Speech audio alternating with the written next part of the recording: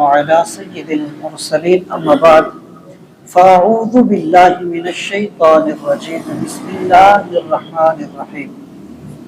اللہ تعالیٰ کے فضل و کرم سے ہمارا یہ درس قرآن جاری و ساری ہے انشاءاللہ تعالیٰ العزیز۔ آج ہم سورہ المائدہ آیت نمبر 22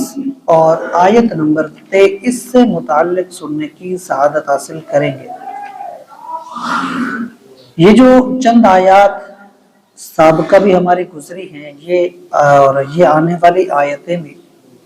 ان کا جو شان نزول ہے اس کا تذکرہ پہلے ہو چکا ہے کہ اللہ تعالیٰ نے حضرت موسیٰ علیہ السلام سے ایک وعدہ فرمایا تھا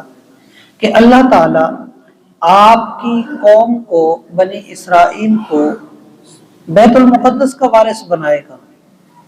تو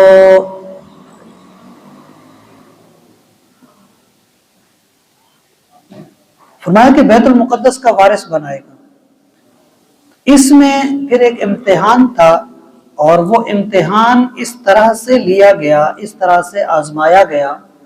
کہ اللہ تعالیٰ نے حضرت موسیٰ علیہ السلام کی قوم کو حکم ارشاد فرمایا کہ بیت المقدس کی طرف جب یہ فرعون ہلاک ہو گیا اور سارے معاملات ہو گئے تو فرمایا کہ آپ بیت المقدس کی طرف جائیں اور وہاں پر جو قوم آباد ہے اس قوم سے جہاد کریں۔ تو اس طرح سے بنی اسرائیل 12 گروہ کے اندر جو ان کا تھا 12 قبیلے تھے، ان کے 12 سردار مقرر ہوئے تاکہ ہر کوئی اپنے اپنے قبیلے کو چلا سکے۔ اس طرح سے اب اس کے بعد ان 12 لوگوں کو کہا گیا کہ جاؤ بیت المقدس میں جو قوم آباد ہے اس قوم کی حالات کو دریافت کرو، قوم سے نہیں بتانے۔ وہ پھر مشورہ کریں گے کہ آپ ان کے خلاف جہاد کرنے میں کیا پلان بنایا جائے۔ تو ان لوگوں نے جب جا کے دیکھا کہ وہ تو بڑے طاقتور قوم ہے، بڑے اونچے لمبے جسم ہیں ان کے اور ہٹے کٹے لوگ ہیں، طاقتور ہیں، گھبرا گئے، آ کے اپنی قوم سے بول دیا۔ 2 لوگ تھے جنہوں نے نہیں بولا تھا، انہوں نے کوئی غلطی نہیں کی، لیکن باقیوں نے آ کے قوم کو بتا دیا اور قوم ہمت ہار گئی اور اس طرح سے ان لوگوں نے انکار کیا۔ اب جب وہ انکار ہوا، لوگوں نے بالکل وہ کر دیا کہ ہم نہیں کر سکتے، تو اس کے بعد وہ جو 2 بندے تھے جنہوں نے گئے تھے، حالات دیکھے تھے اور اپنی قوم سے جو بیان نہیں کیا تھا، لیکن جب دوسروں نے بیان کیا اور بات پھیل گئی لوگوں میں، تو ان دونوں نے پھر اپنی قوم سے یوں کہا کہ اے ہماری قوم،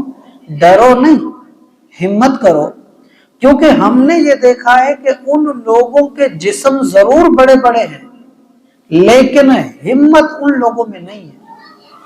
ہم نے ان کے دل بڑے کمزور دیکھے ہیں، تم اللہ پر بھروسہ کرو، اللہ کا نام لو،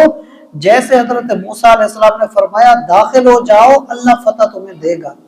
ان 2 نے یہ بات کی تھی، تو قوم اس کی بھی مخالفت کی اور ان دونوں کے بھی خلاف ہو گئے، اور قوم نے انکار کر دیا اور کہا کہ ہم